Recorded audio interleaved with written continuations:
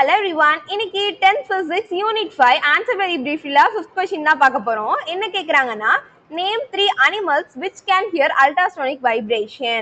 ஒரு மூணு அனிமல்ஸோட நேம் கேக்குறாங்க. அந்த அனிமல்ஸ்னால என்ன ஆகும்னா அல்ட்ராசோனிக் வைப்ரேஷன் வந்து உங்களுக்கு கேட்கணும். ஸோ அந்த அனிமல்ஸோட நேம்லாம் நம்மள்ட்ட கேக்குறாங்க.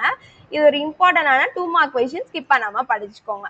இப்போ அல்ட்ராசோனிக் வைப்ரேஷன் அப்படின்னா என்னன்னு பார்த்தோம்னா அல்ட்ராசோனிக் வைப்ரேஷன்னா என்னன்னா இப்போ நார்மலா வந்து நம்ம ஹியூமன் இயர்ல கேட்கக்கூடிய ஃப்ரீக்வன்சி ரேஞ்ச் எவ்வளோன்னு பார்த்தோம்னா 20 ஹெர்ட்ஸ்ல இருந்து 20,000 ஹெர்ட்ஸ் வரைக்கும் இருக்க ஃப்ரீக்வன்சி ரேஞ்ச் தான் நம்ம ஹியூமன் மனுஷங்களோட காதுனால தான் அந்த சவுண்ட்லாம் தான் கேட்க முடியும். இப்போ இந்த 20,000க்கு மேல இருக்க ஃப்ரீக்வன்சிலாம் இருக்குல்ல அதுதான் வந்து அல்ட்ராசோனிக் வைப்ரேஷன் சொல்லுவாங்க. ஸோ இந்த 20,000க்கு மேல இருக்க ஃப்ரீக்வன்சிலாம் கேட்கக்கூடிய ஒரு 3 அனிமல்ஸோட நேம் தான் என்னன்னு கேட்குறாங்க.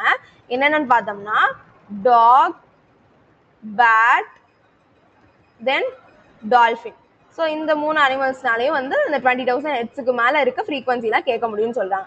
ஓகேவா? ஓவராலாக என்ன பார்த்தோம், அல்ட்ராசோனிக் வைப்ரேஷன் என்னன்னா நம்ம ஹியூமன் இயர்ல கேட்கக்கூடிய ரேஞ்ச் இது. ஸோ என்னது 20 ஹெர்ட்ஸ்ல இருந்து 20,000 ஹெர்ட்ஸ் வரைக்கும் நம்ம ஹியூமன் காதுல வந்து கேட்குற சவுண்ட் வந்து அதோட ஃப்ரீக்வன்சி ரேஞ்ச் வந்து இது. இப்போ இந்த 20,000க்கு மேல இருக்க ஃப்ரீக்வன்சி ரேஞ்ச் தான் நம்ம என்னன்னு சொல்லுவோம் அல்ட்ராசோனிக் வைப்ரேஷன். ஸோ இந்த அல்ட்ராசோனிக் வைப்ரேஷன் கேட்கக்கூடிய ஒரு 3 அனிமல்ஸ் நேம் என்னது டாக், பேட், டால்ஃபின். ஸ்கிப் பண்ணாம இந்த கொஸ்டினை படிச்சுக்கோங்க. தேங்க்யூ.